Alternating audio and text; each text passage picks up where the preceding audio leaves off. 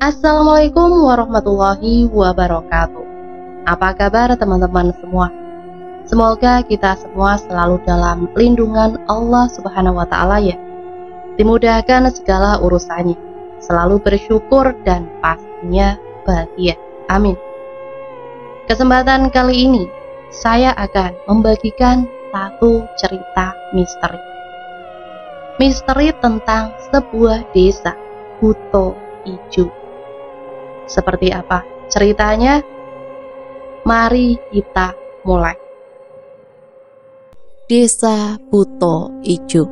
Kejadian ini saya ceritakan berdasarkan sudut pandang dari saksi mata, yang mana beliau juga teman baik saya semasa di kampus dulu.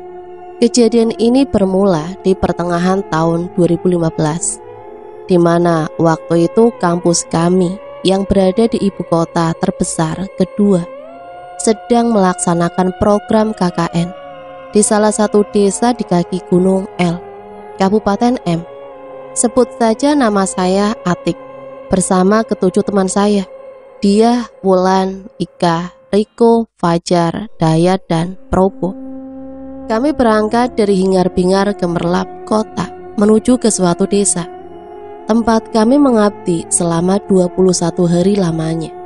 Perjalanan kami tempuh selama 3 jam dengan menggunakan sepeda motor.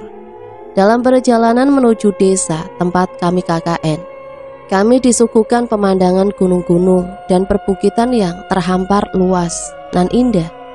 Tak lupa pula kami berfoto-foto sebentar untuk mengabadikan momen.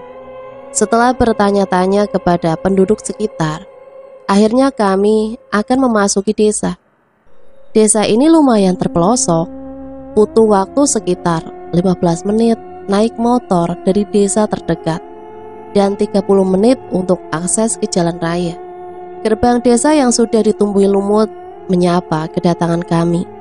Sekilas tampak tak ada bedanya desa ini dengan desa-desa yang lain bila diperhatikan.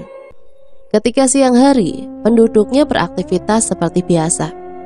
Suasana juga sejuk, asri. Hanya saja, walaupun terpelosok, rumah-rumah di desa ini cenderung bagus bila dibandingkan rumah warga desa sebelah. Setelah memasuki desa, kami berhenti di balai desa. Tampak sepi. Kulihat jam tangan menunjukkan pukul 3 sore. Mungkin para perangkat sudah pada pulang. Sampai tiba-tiba kami dipanggil seorang wanita yang keluar dari ruangan bertuliskan Dharma Wanita. Loh, sudah sampai? Beliau adalah Bu Lurah, orang paling dihormati di desa ini. Setelah saling memperkenalkan diri, kami diajak ke rumah beliau. Monggo mas, mbak, ikut ke rumah saya. Sekalian barang bawaannya dibawa saja. Nanti saya tunjukkan rumah untuk kalian menginap di sini. Kami menikmati suasana desa, sejuk namun sepi. Pintu-pintu rumah pun seperti tertutup rapat, tidak seperti sore hari di tempat lain. Hai, jangan melamun, mikir apa sih? Colek Wulan ke saya. Lah iya, kayak kurang piknik, tambah Dayat. Saya cuma senyum kecut. Perasaan saya berubah menjadi tidak enak. Hawa sejuk gunung berubah menjadi hawa dingin yang membuat tubuh saya mendadak jadi tidak enak. Mungkin cuma perasaanku saja. Ku coba membuat pikiranku agak lebih tenang, lebih positif, sambil sesekali melirik keadaan sekitar. Dan sampailah kita di tempat Bu Lurah. Rumahnya bertingkat 2. Halamannya kecil, namun rumahnya memanjang sampai ke kebun bambu belakang rumah. Di samping kanan ada rumah pembantunya, sedangkan di samping kiri ada bangunan menyerupai pura dengan asap dupa yang masih mengepul. Yang kerasan ya mas, mbak, saya seorang janda. Sehari-hari saya hidup ditemani pembantu saya. Anak saya 2, satu meninggal dan yang satu lagi kuliah di luar kota. Jadi anggap saja seperti rumah sendiri. Kami semua terkagum. Walaupun terpelosok, rumah Bu Lurah ini lumayan bagus. Banyak ornamen-ornamen klasik dan lukisan-lukisan wajah-wajah orang yang tertempel di ruangan tamu. Kemudian beliau menjelaskan bahwa lukisan tersebut adalah para sesepuh dan nenek moyang keluarga dari Bu Lurah. Lah, ini musolahnya di mana, Bu?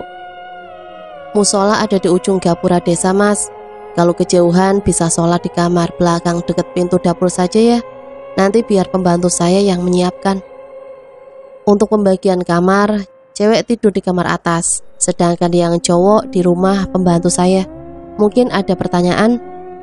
Kami semua kompak mengiyakan. Mengingat kami adalah tamu dan hari juga mulai petang.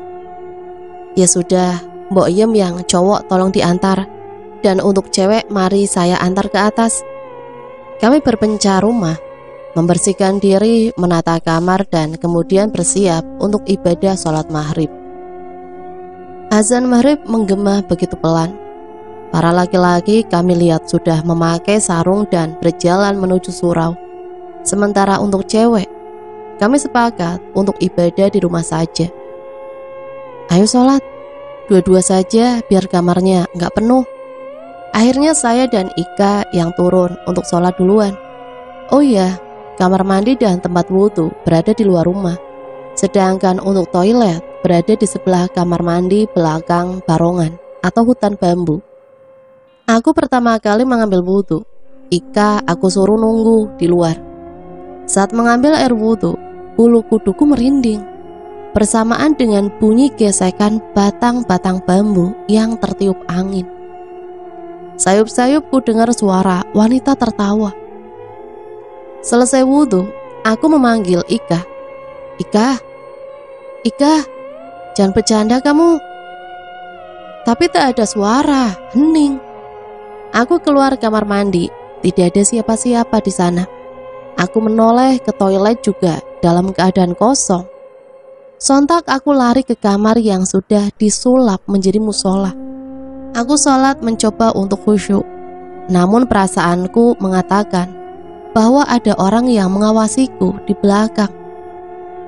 Bacaan sholatku menjadi belepotan, pikiranku tidak bisa tenang. Keringat mulai membasahi keningku, walaupun saat itu suhu lumayan dingin. Selesai sholat, aku salam dengan sedikit menoleh ke belakang, dan memang benar, tidak ada siapapun di sana. Aku beranjak lari menuju kamar. Di sana ada dia dan Wulan yang asik rebahan. Melihatku lari menuju kamar, mereka sontak bertanya, "Ngapain lari?" Tanya dia. "Mana Ika?" Imbu Wulan. Aku belum berani berkata jujur. Aku cuma bilang kalau di bawah dingin, jadi aku tinggal Ika. 5 menit berselang, Ika kembali ke kamar dengan ekspresi marah. "Tega ya kamu, ditunggu di kamar mandi malah ninggal. Aku sholat juga, kamu tinggal juga." Lah, perasaanku tadi, aku itu gak lihat dia di kamar mandi dan musola. Akhirnya daripada ribut dan membuat mereka takut, aku pun minta maaf dengan membuat alasan aku kedinginan. Ya lain kali itu bilang, jangan langsung hilang, tutur Ika sambil mencoba menenangkan diri. Akhirnya tiba juga jam makan malam. Pembantu Bu Lurah, sebut saja Mbok Yem, sudah memasakkan hidangan untuk kami semua. Para cowok sepulang dari musola ikut menata makanan di teras depan. "Bu Lurah di mana, Mbok?" tanya Fajar. "Bu Lurah masih beribadah, silakan makan duluan saja, tidak usah ditunggu." Mendengar itu para cowok langsung mengambil nasi dan lauk yang sudah dihidangkan. Teman-temanku cewek juga seperti sudah kelaparan. Sambil mengambil nasi, aku berpikir, aneh, ini tuan rumah malah tidak ikut makan bersama. Mungkin beliau khusyuk, jadi ibadahnya lama, pikirku.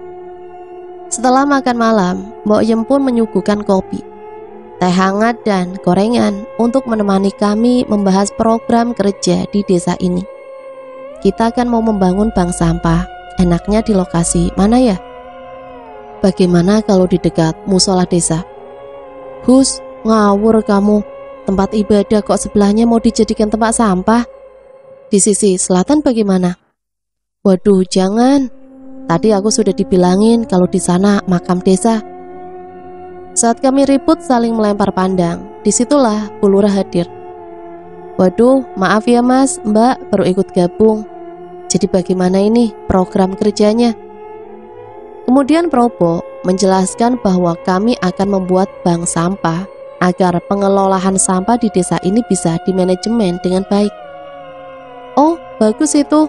Saran saya dibangun di pojok dekat barongan perbatasan hutan sana saja ya. Kalau sampah rumah tangga nanti dipilah. Sisanya seperti sampah daun atau organik nanti dibakar saja. Kami saling lihat, sedikit ragu.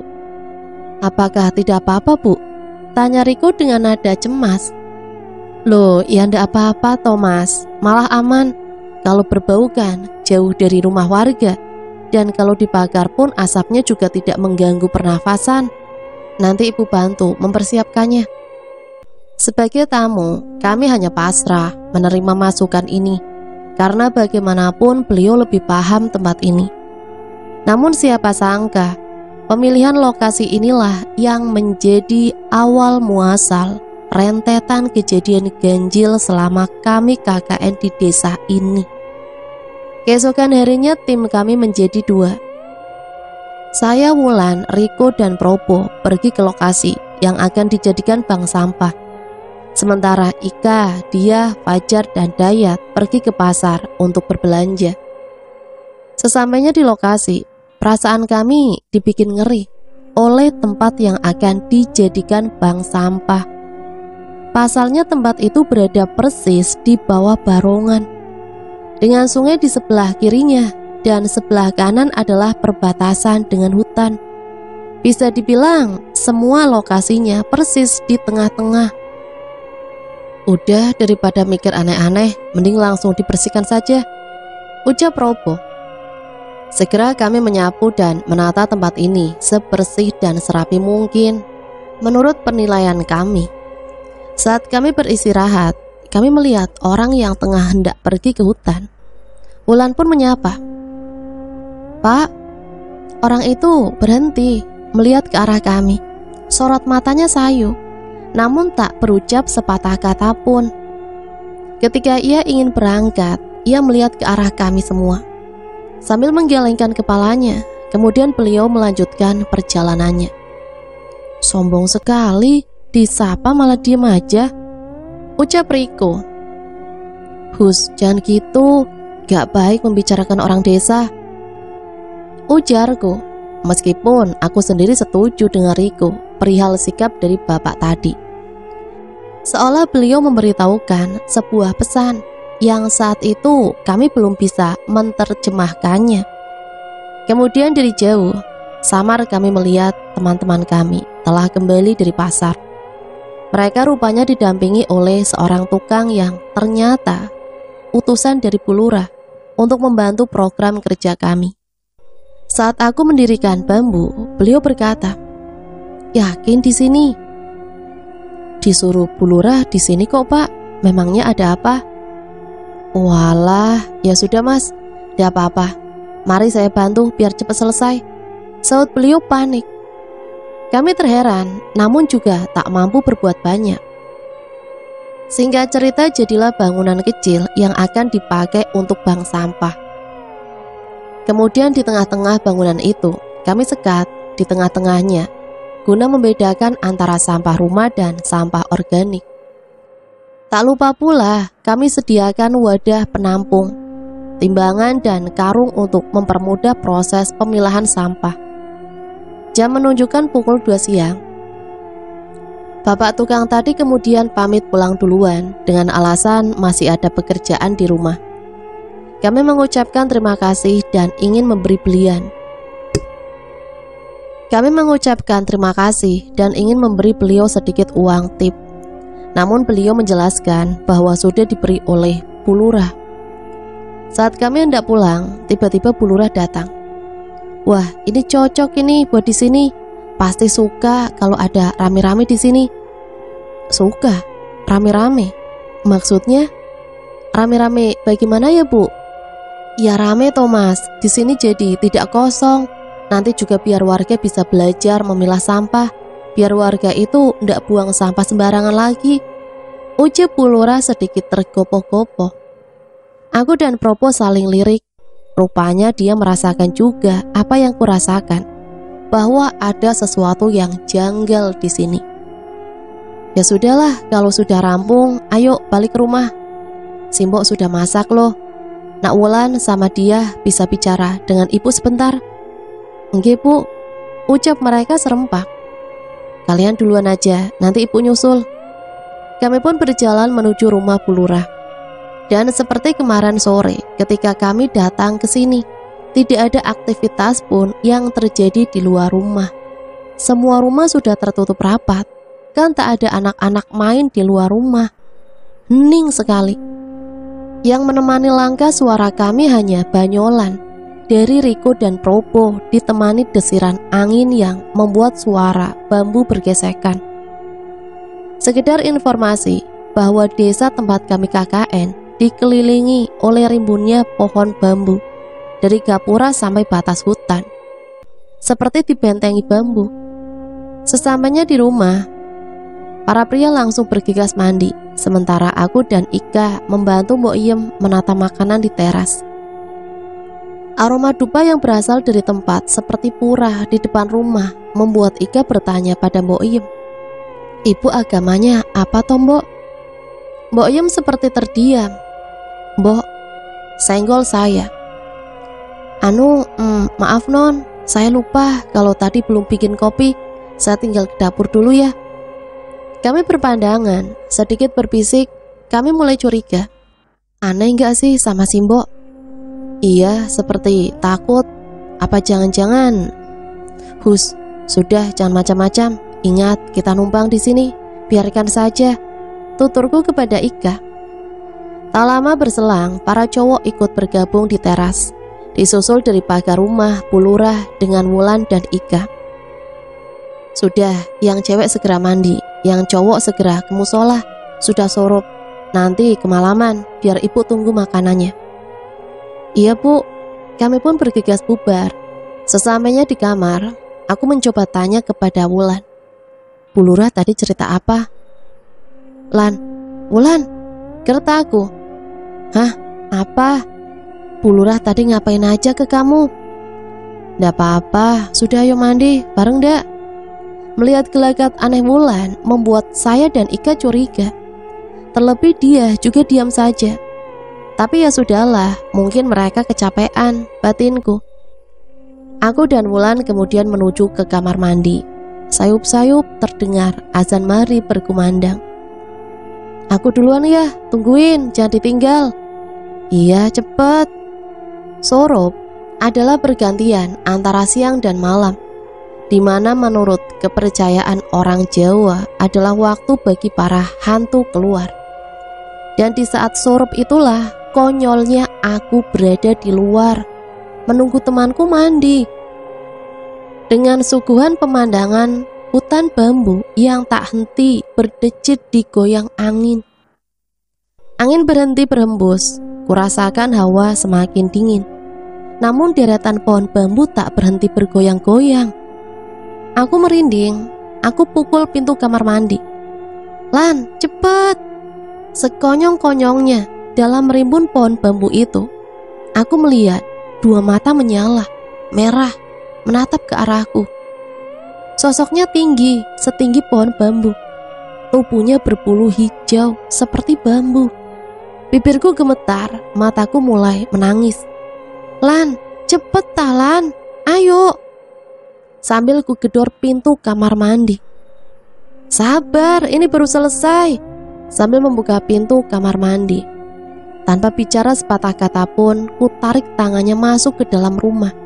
Dia melihatku ketakutan, kemudian memelukku sambil bertanya, "Heh, ada apa?" Ku coba untuk menenangkan diri. Sambil terisak, aku bercerita bahwa ketika aku menunggunya mandi, aku melihat sosok itu. Gendruwo, besar dan tinggi, tapi berwarna hijau. Tapi tolong jangan bilang teman-teman ya, aku tidak ingin Ika dan dia takut gara-gara aku. Ya sudah, tenangin diri dulu. Aku tadi juga dengar suara cowok. Terus aku ingat kalau cowok-cowok ke musola. Kami tidak jadi sholat, kami kembali ke kamar. Terus aku sudah menghapus air mata dan menenangkan diri terlebih dahulu. Cepatnya, iya di bawah dingin, kamu jadi mandi Ik. Sudah gelap, takut aku. Ya sudah, makan aja kalau gitu. Kemudian kami berempat turun ke bawah menuju teras. Di sana Bu Lurah ngobrol dengan para cowok. Aku yang baru saja melihat kejadian itu hanya bisa memendam sementara. Kali ini Bu Lurah sendiri yang membagikan piring. Ketika makan malam, hanya Probo yang memperhatikanku. Seolah dia tahu baru ada sesuatu yang menimpa aku. Dalam suasana tersebut, Dayat memberanikan diri bertanya, "Bu, dupa di situ buat apa?" Sambil menunjuk jari ke arah bangunan pura. "Walah, buat wangi-wangian saja kok Mas." "Yo masa ada banyak orang ndak dikasih wangian, ya ndak enak. Bener kan?" Dayat manggut-manggut, kemudian meneruskan makanannya. "Mas, Mbak, permisi, saya tinggal ibadah ke kamar dulu nggih. Silakan diteruskan makannya." Setelah selesai makan dan merapikan tempat teras, kami melanjutkan diskusi mengenai proker. "Ti, kamu baik-baik saja?" "Nggak apa-apa, Pok." "Ada apa emang?" "Nggak apa-apa, aku cuma ngerasa ndak enak aja hawanya." "Cuma perasaanmu saja paling, Pok." "Iya mungkin, semoga tidak ada apa-apa ya." "Iya, amin." Suasana malam yang sunyi serta hawa dingin yang semakin menusuk membuat kami mengakhiri diskusi untuk malam ini. Dalam perjalanan menuju kamar, kucium aroma dupa dan bunga kenanga saat melewati kamar Bu Lurah. Kebetulan kamar Bu Lurah berada di tengah-tengah rumah. "Ti, ayo," ucap Ika. "Duluan aja," ucapku pada teman-teman. Aku terdiam, mencoba menajamkan indera penciumanku. Apa benar ini wangi berasal dari kamar Bu Lurah? Saat itu pun wangi itu semakin menguat. Mendadak bulu kuduku berdiri. Ketika ingin melangkah pergi, tiba-tiba Bu Lurah keluar dari kamar. Di dalam sekilas tampak gelap. Nak Ati, ada apa? Ada yang bisa Ibu bantu?" Enggak Bu, cuma tadi cium bau wangi saja." "Oh, mungkin dari dupa yang Ibu pasang di depan." "Enggak Bu, Ibu, tadi saya lihat sosok genderuwo di belakang kamar mandi. Apa memang ada?" Bu Lurah tersenyum sambil berkata pelan, "Walah, sudah ngerti toh. Itu cuma menyambut Naati. Selama kamu gak aneh-aneh di desa ini, dia tidak akan mengganggumu. Oh iya, itu bukan genderuwo, itu namanya buto ijo." "Bagaimana Bu?" Ucapku menangis lirih. "Tenang, kamu aman. Yang penting kamu nurut sama Ibu. Gak usah cerita ke teman-temanmu ya, biar mereka nanti tahu sendiri." Ucapnya tenang. "Sekarang segera balik ke kamar ya Nduk, sudah malam." Aku hanya diam tanpa membalas ucapannya. Sesampainya di kamar, aku langsung membaringkan tubuhku. Teman-teman menanyaiku ada apa. Aku cuma menjawab sudah ngantuk dan kedinginan. Dalam hati aku ingin sekali pulang, tapi aku juga tidak tega meninggalkan teman-temanku di sini. Sedangkan Bu Lurah mulai menunjukkan siapa dirinya. Pagi-pagi sekali aku terbangun karena azan subuh yang terdengar sangat lirih. Kulihat Ika, Wulan, dan dia masih tidur berselimut. Kuberanikan turun untuk melaksanakan sholat subuh, walau harus ke kamar mandi sendirian. Sampai di sana, bayang-bayang buto ijo kemarin masih samar terbayang. Keadaan memang cukup gelap di kamar mandi, karena penerangan hanya ada di pintu dapur sebelum keluar ke kamar mandi. Itu pun hanya menggunakan lampu dop 5 watt. Alhamdulillah tak ada gangguan sampai pagi menjelang. Kita semua bersiap untuk beraktivitas. Namun wajah Fajar terlihat seperti orang yang kurang tidur. "Kamu ndak apa-apa? Kau pucat?" tanya Ika. "Aku tadi malam seperti mimpi. Ketindihan sosok besar, matanya besar, merah. Aku manggil teman-teman, tapi tidak bisa, dan kayaknya cuma aku yang kena. Aku melihat Probo, Riko, dan Dayat. Memang dari keempat cowok itu cuma Fajar yang wajahnya tampak lesu. Kalau tidak enak badan, mending istirahat di rumah aja, Jar, saut Ika. Tiba-tiba Fajar mengangkat telunjuk ke mulutnya. Aku ndak mau di rumah sendirian, Simbok kayak ngeliatin terus. Feelingku gak enak. Kami saling pandang, kemudian setelah menenangkannya, kami pun mengajaknya ke lokasi bank sampah. Setelah sarapan dan ingin berangkat menuju lokasi, Bu Lurah keluar dari dalam rumah. Wah, sudah mau berangkat, hati-hati ya Mas, Mbak. Tapi ibu boleh minta tolong sama Nak Wulan dan Nak Dia sebentar. Ibu mau ada acara di balai desa soalnya. Oh, nggih Bu, saut Wulan dan Dia. Aneh, dari kemarin-kemarin Bu Lurah seperti akrab cuma kepada Dia sama Wulan. Ada apa sebenarnya? Sebelum berangkat, aku sempatkan untuk menoleh kepada Bu Lurah yang sedang berbicara sama Wulan dan Dia. Spontan, pandangannya menuju ke arahku. Beliau tersenyum. Tidak, bukan tersenyum, lebih menyeringai daripada sebuah senyuman. Kami pun sampai di lokasi bank sampah. Anehnya, tiba-tiba keranjang yang kemarin kami sediakan kosong. Tiba-tiba penuh dengan daun bambu yang sudah kering. Mungkin warga desa sudah dikasih tahu sama Bu Lurah, tutur Riko. Karena dirasa sudah cukup personil, tim kami bagi dua. Aku, Ika, dan Riko akan melakukan sosialisasi ke rumah warga. Sementara sisanya akan stay di bank sampah. Saat kami keliling desa, jalan desa nampak lenggang. Mungkin sedang bekerja di ladang atau luar desa, pikirku. Sampai kami tiba di salah satu rumah yang menjadi tempat rumpi ibu-ibu desa. Rumahnya berada di samping musola desa. Kami disambut hangat. Setelah kami memperkenalkan diri, menjelaskan maksud tujuan proker kami, ternyata mereka cukup antusias mendengarkan. Sampai, ini lokasinya di mana toh, Nak? Di pojok, Bu. Loh, pojok desa sebelah mana? Yang tempatnya perbatasan dengan jalan masuk ke hutan. Sontak seperti ada kengerian dalam raut muka mereka. Warga sini sudah tahu lokasinya? Belum, Nak. Memang siapa yang menyuruh membuat lokasi di sini? Bu Lurah, Bu. Sontak para ibu-ibu tersebut seperti berbisik-bisik satu sama lain. Kami bertiga pun hanya menunggu apa yang sedang mereka bicarakan.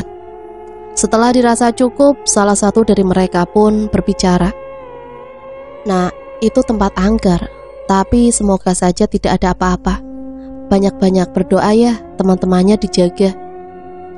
Loh, angker bagaimana, Bu? Tanya Riko. Sudah, sekarang jemput temanmu yang ada di sana. Sudah mau sore. Jangan sekali-kali keluar ke jalan pada waktu malam ya. Kalau ada perlu, mending keluar waktu pagi sampai siang saja. Kami yang diliputi berbagai pertanyaan, tak bisa berbicara banyak. Kok, ayo teman-teman dijemput. Iya, pikiranku nggak enak ini. Kami jalan setengah berlari ke arah lokasi bank sampah. Di sana sudah bergabung Bu Lurah beserta Wulan dan Dia. Melihat kami ngos-ngosan, beliau bertanya, ada apa toh? Kok lari-lari segala? Bu, kata orang-orang di musola tadi, di sini tempat angker. Apa betul itu?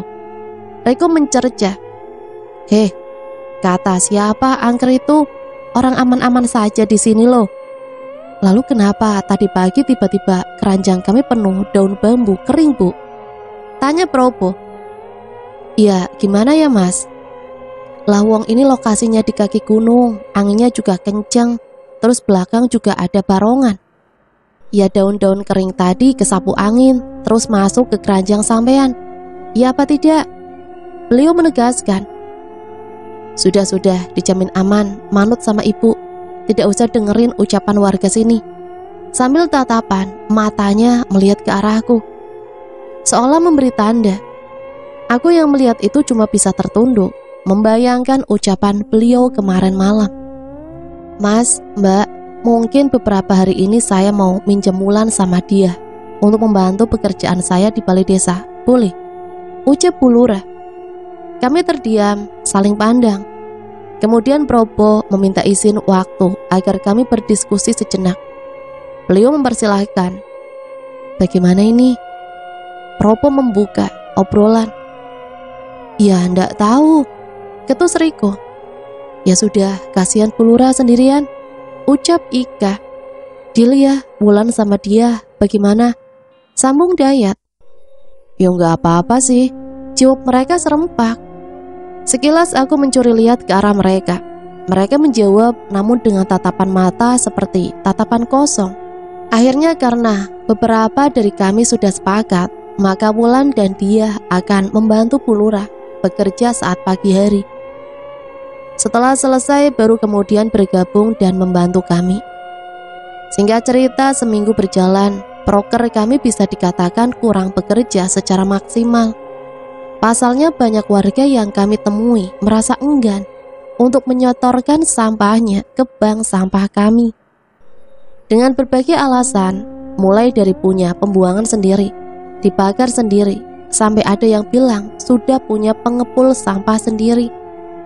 Malah yang meramaikan bank sampah kami adalah orang-orang yang kami jarang lihat dari desa ini. Ketika ditanyai dari mana mereka berasal, mereka hanya menjawab suruhan dari Bu Lurah yang berasal dari dusun sebelah.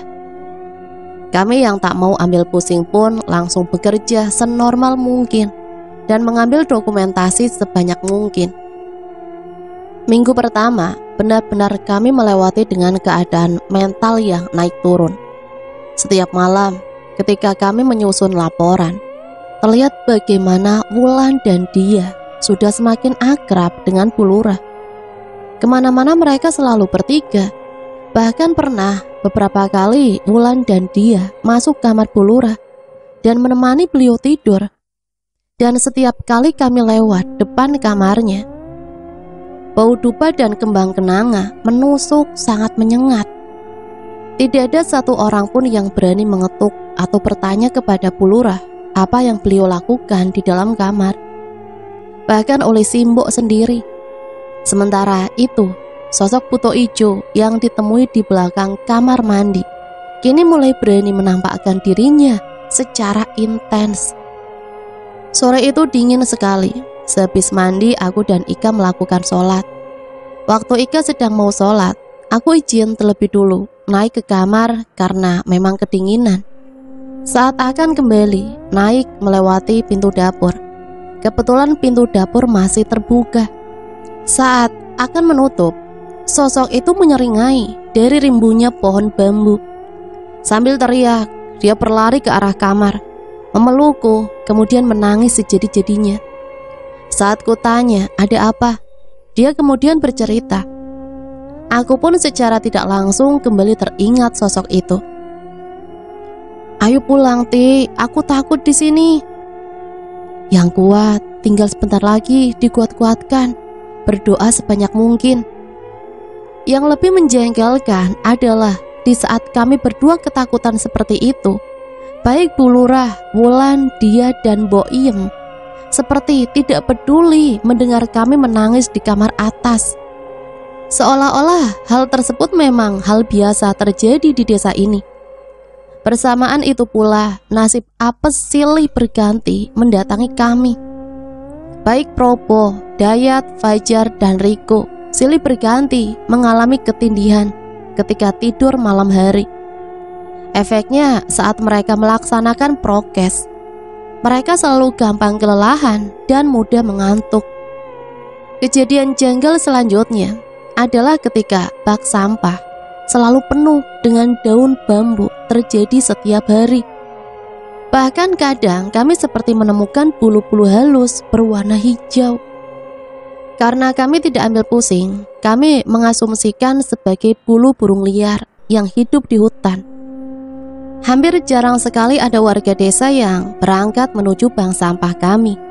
Yang sering ya hanya segelintir orang yang mengaku disuruh oleh Bu Lurah. Entah bagaimana nantinya kami memaparkan hasil proker kami ini.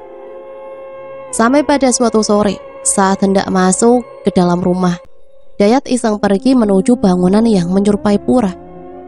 Walaupun saat itu kami sudah melarang, namun Dayat dengan rasa ingin tahunya tetap nekat mendekat. Begitulah manusia, demi rasa ingin tahu, kadang ia lupa akan batasan. Bangunan itu sekilas nampak seperti pura, memiliki satu pintu yang digembok dan di bawahnya terdapat sesajen dan dupa yang masih menyala. Dayat melihat di pinggir sesajen, di bawah gelas kopi terdapat seperti sebuah kertas. Saat Dayat mencoba melangkah masuk, Bulura keluar. Kalau tidak tahu apa-apa, jangan sembarangan masuk ya, tidak sopan. Dengan nada seperti memperingatkan. Akhirnya Dayat beringsut mundur. Ia meminta maaf kepada Bulura. Setelah itu giliran Probo dan Riko menertawi Dayat. Sudah dikasih tahu, makanya besok-besok gak usah aneh-aneh. Semenjak aku dan Ika pernah melihat sosok itu, kami berdua selalu berinisiatif untuk mandi lebih awal. Dan ketika masuk waktu sholat, kami ikut berjamaah dengan para cowok. Ada sedikit keanehan ketika kami mengajak Wulan dan dia. Bila diajak, mereka itu selalu bilang, duluan aja. Probo yang heran melihat perubahan pada tingkah kami pun bertanya, kenapa sekarang ikut jamaah ke musola? Aku habis li. Belum selesai Ika ngomong, tanganku langsung sigap untuk menutup mulutnya. Lihat apa? Enggak, Po, enggak ada apa-apa. Aku dan Ika saling berpandangan. Mungkin Ika sudah mengerti kode dari tatapan mataku bahwa tidak baik untuk menceritakan semuanya di sini. Walah, barangkali pernah lihat. Soalnya aku sama anak-anak pernah lihat soalnya. Hah? Lihat apa? Sentakku. Shh, jangan keras-keras, nanti kedengeran penunggunya di sini. Ya sudah, tenang dulu, ceritanya di kamar rumah Mbok Yem aja, tutur Riko. Kami bersepakat. Selepas sholat Isya, kami berempat kembali menuju rumah Mbok Yem. Suasana jalan yang sunyi membuat siapapun yang lewat akan bergidik ngeri. Setelah sampai, Probo membuka pembicaraan. Siapa dulu yang mau mulai cerita, Jar? Sebenarnya setelah ketindihan, hampir setiap mau tidur, aku gak bisa tenang. Hawanya bikin gerah. Padahal kulihat yang lain selimutan. Pernah aku haus terus pergi ke dapur. Lalu tiba-tiba aku lihat wujud bayangan besar berlari keluar. Aku gak jadi minum, terus balik ke kamar. Kamu bagaimana kok? Cetus Fajar. Iya, lebih tepatnya apa sih? Kemarin malam itu perutku mules. Kuliah di kamar, udah jam 10 malam. Anak-anak tak lihat, udah pada tidur. Mau ku bangunin, ya gak enak. Ya udah, berangkat BAB aja. Bawa HP buat senter. Lah pas BAB itu, di hutan bambu belakang ada suara orang sedang menyapu. Asli merinding. Siapa juga malam-malam nyapu. Gak lama, selesai udah. Waktu keluar, kok bodohnya aku noleh. Aku lihat sosok lagi mainan daun bambu kering. Ukurannya lumayan tinggi, tapi gak lebih tinggi dari pohon bambu. Sebelum dia tahu kehadiranku, aku cari aman aja. Antara ngeri sama nahan tawa sih kalau denger ceritanya Riko. Aku penutup ya, soalnya ceritaku sama Probo di tempat yang sama soalnya. Lokasinya di bank sampah.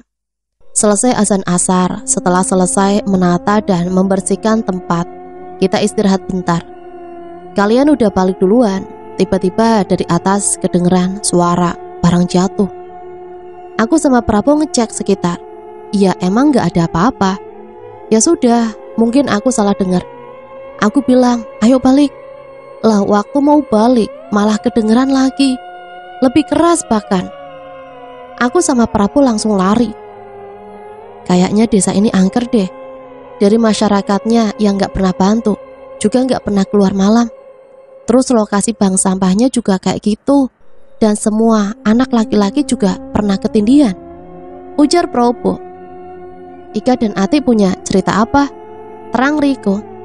Kami saling berpandangan, saling mencolek.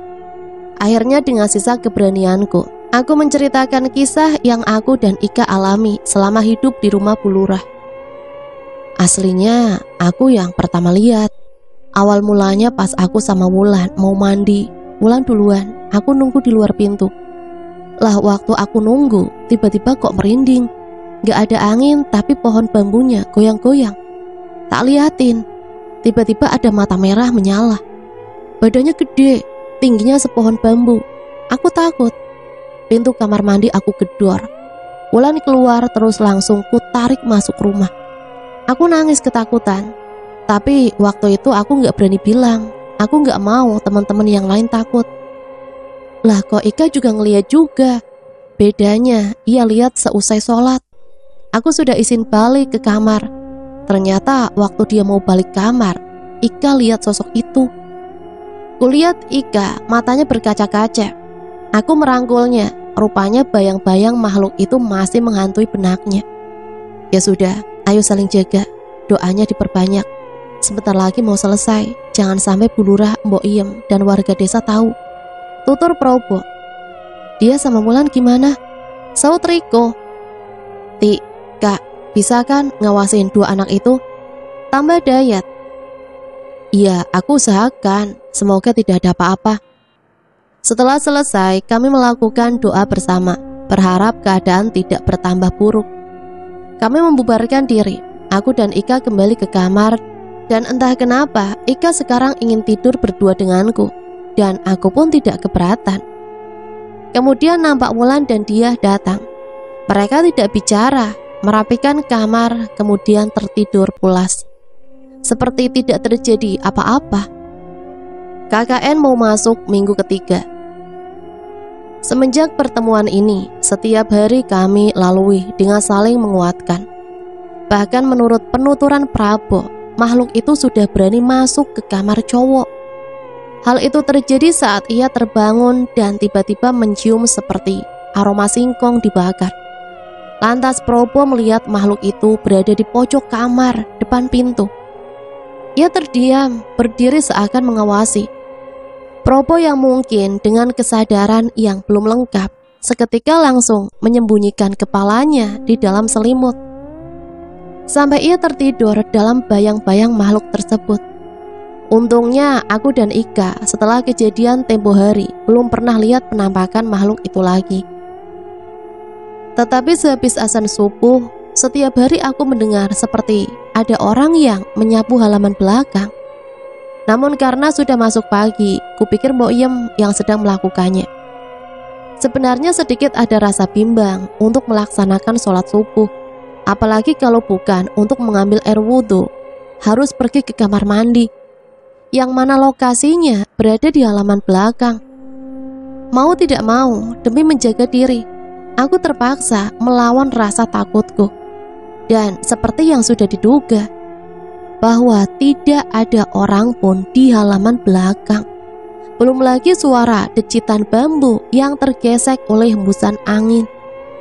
Tanpa melihat sekeliling, aku laksanakan wudhu dan segera bergegas kembali masuk ke rumah.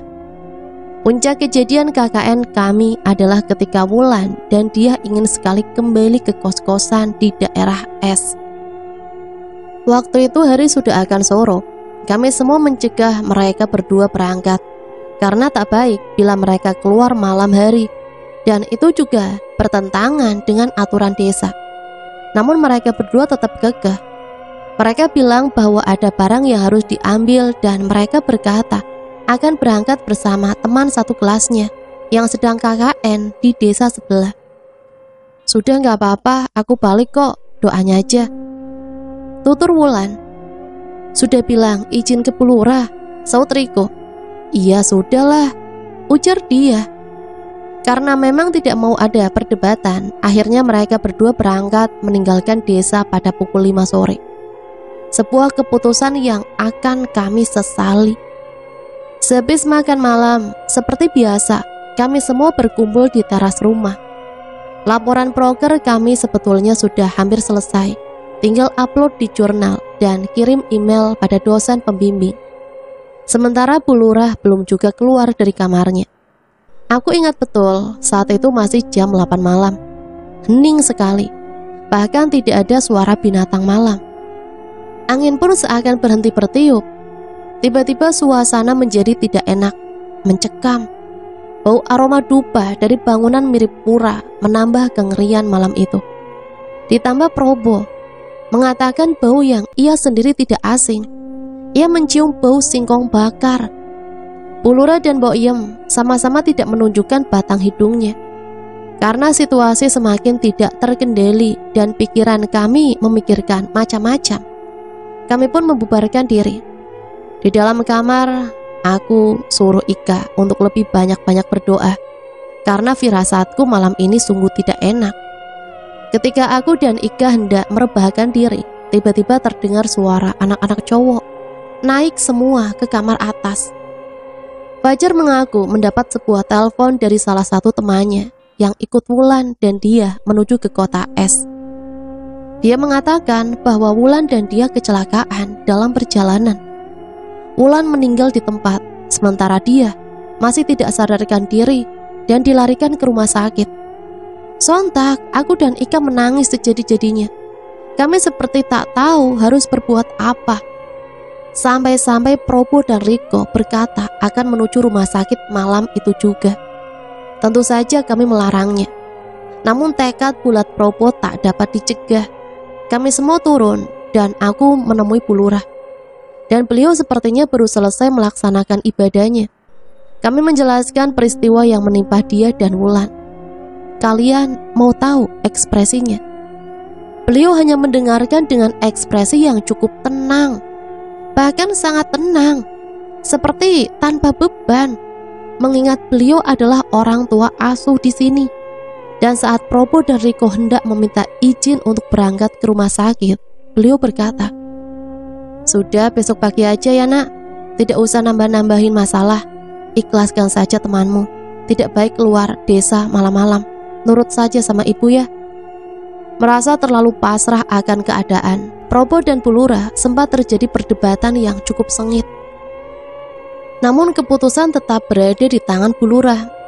Kami yang sama-sama bingung hanya saling diam dan tak mampu berbuat banyak. Mau tidak mau, kami harus mengikuti aturan Pulura. Sekarang lebih baik kembali ke kamar semua. Istirahat, lebih baik temanmu didoakan, tegas Pulura sambil jalan kembali menuju kamarnya. Akhirnya kami semua pun kembali ke kamar masing-masing.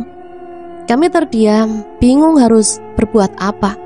Sementara Ika kulihat masih menangis, kupeluk ia, ku coba menguatkan meski aku juga merasa kehilangan. Tidak kusangka KKN yang tadinya berjalan lancar berubah menjadi seperti ini. Pagi sekali ada utusan dari kampus datang ke rumah Pulura. Dosen tersebut sebut saja namanya Pak Agung, meminta kami yang berada di desa ini diminta untuk kembali pulang ke kampung.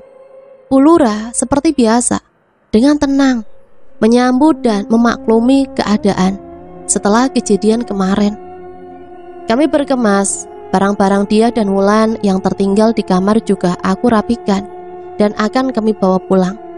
Kami mengucapkan terima kasih kepada Boyem dan Pulura karena sudah menjadi orang tua asuh selama kami KKN di sini. Dan waktu kami berpamitan, beliau berkata, "Setiap orang punya jalannya sendiri-sendiri. Ada yang baik, ada yang jelek. Semua manusia pasti juga bakal mati. Cuma tak ingatkan bahwa lain kali yang lebih hati-hati ya mas, ya mbak. Soalnya semua tempat memiliki aturannya sendiri-sendiri." Kami berangkat pulang. Tidak ada kesan-kesan yang sangat berarti dari sini. Bahkan dengan penduduk desa sekalipun, semuanya seperti disirep di tangan Pulura.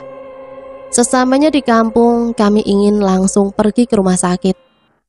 Tapi ternyata kami mendapatkan kabar bahwa jenazah Wulan sudah dibawa pulang oleh pihak keluarga dan dimakamkan di desa kelahirannya. Sementara dia dibawa pulang ke rumah sakit tempat orang tuanya tinggal di Kabupaten N. 1 bulan semenjak kejadian itu, dia sudah diizinkan pulang. Dan 2 minggu berselang, ia sudah kembali duduk di bangku kuliah. Dia menceritakan bahwa waktu itu dia di posisi belakang alias di bonceng Wulan. Kecepatan motor pun sedang, tidak cepat dan tidak terlalu pelan. Sampai di jalan perbatasan kota yang agak kurang penerangan, tiba-tiba motor yang ditumpanginya oleng. Kami berdua jatuh. Saat itu pula aku hilang kesadaran. Dan waktu dia bangun, dia di rumah sakit. Dia dikasih tahu kalau Wulan meninggal saat kecelakaan. Sontak, tangisannya pecah. Probo pun bertanya, apa mereka berdua melakukan hal aneh di rumah Bu Lurah. Seingat dia tidak melakukan hal yang aneh. Dan memang akhir-akhir ini Bu Lurah sering memberikan mereka barang dan uang. Dia merasa itu mungkin ucapan terima kasih setelah membantu beliau. KKN kampus kami akhirnya selesai dan kami kembali melanjutkan perkuliahan di jurusan kita masing-masing. Saat jam istirahat, semua teman-teman berkumpul menceritakan kesan-kesannya saat mengabdi di desa selama 21 hari lamanya. Tak terkecuali kisah KKN-ku. Saat aku bercerita, banyak teman-temanku mendengarkan dengan wajah dan ekspresi ngeri. Sampai salah satu temanku, sebut saja namanya Dio, mengatakan bahwa di desa tempatku KKN dijuluki dengan Desa Buto Ijo. Dio yang tempat KKN di desanya masih satu kecamatan denganku, menceritakan bahwa saat ia sedang ramah tamah dengan penduduk desa, ia membeberkan nama teman-temannya yang sedang KKN di sekitar kecamatan E. Kemudian setengah ngeri, ada bapak-bapak yang nimbrung berkata, "Wah, beneran ada yang KKN di situ. Waduh, semoga saja tidak ada apa-apa ya. Angker soalnya di situ. Kalau orang sini menamainya dengan nama Desa Buto Ijo. Nggak bakal ada orang yang berani ke sana kalau memang tidak dalam keadaan sangat terpaksa. Itu pun kalau ke sana harus waktu pagi sampai sore hari. Karena kalau malam selalu ada aja kejadian yang bikin apes." Ya pernah ada kejadian soalnya. Pak Gito selaku kepala dusun menemui Bu Lurah. Orangnya berangkat terlalu sore sehingga pulang dari sana kemalaman. Waktu di perjalanan tidak ada apa-apa. Tapi waktu sudah sampai rumah, anaknya yang kecil bilang kalau ada Buto di belakang bapaknya. Takut ada apa-apa, Pak Gito langsung menuju ke rumah Mbah Kiai. Mbah Kiai bilang kalau Pak Gito harus menginap di rumahnya. Soalnya Buto tersebut bakal hilang dengan sendirinya waktu matahari sudah terbit. Dan alhamdulillah Pak Gito bisa pulang dengan selamat esok paginya. Aku yang mendengar cerita dari Dio pun ikutan bergidik ngeri. Namun ada perasaan syukur yang teramat banyak, karena aku sendiri masih dikasih rahmat oleh Tuhan karena bisa keluar dari desa tersebut dalam keadaan selamat walafiat. Sampai saat ini desa tersebut masih ada keberadaannya. Namun apakah keadaan desa masih sama seperti kisah waktu KKN-ku dulu? Saya sebagai penulis dan Atik sebagai narasumber juga sama-sama tidak tahu. Terkadang, walaupun kita sudah menjaga etika dan berbuat baik, kita masih bisa menjadi sasaran orang-orang yang memiliki rencana jahat. Terlepas dari ada atau tidak sangkut pautnya antara Wulan dan desa itu, kami berdua juga sama-sama tidak mengerti. Wallahu a'lam, hanya Tuhan yang tahu. Itulah satu cerita yang bisa saya bagikan. Semoga cerita ini bisa menemani hari-hari teman-teman semua ya. Dan semoga ada pelajaran yang bisa kita ambil dari cerita ini. Ambil sisi positif dan buang jauh-jauh hal negatif yang ada dari cerita ini. Sampai di sini saya pamit undur diri. Mohon maaf apabila banyak salah kata. Sampai berjumpa kembali di cerita selanjutnya. Matur suwun, wassalamualaikum warahmatullahi wabarakatuh.